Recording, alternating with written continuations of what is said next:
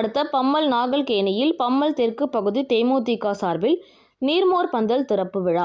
தெற்கு பகுதி கழக செயலாளர் எஸ்.எம். சரவணன் தலைமையில், பகுதி கழக பொருளாளர் மகாராஜா, செந்தில்குமார் முன்னிலையில் சிறப்பு அழைப்பாளர்களாக செங்கல்பட்டு மாவட்ட செயலாளர், முன்னாள் சட்டமன்ற உறுப்பினருமான அனகை முருகேசன் கலந்து கொண்டு ரிப்பன் வெட்டி துவக்கி வைத்து, பொதுமக்களுக்கு, பேருந்து பயணிகள், வாகன ஓட்டிகளுக்கு நீர்மோர், பழரசம், வெள்ளரி, தர்பூசணி உள்ளிட்டவை இலவசமாக வழங்கப்பட்டது.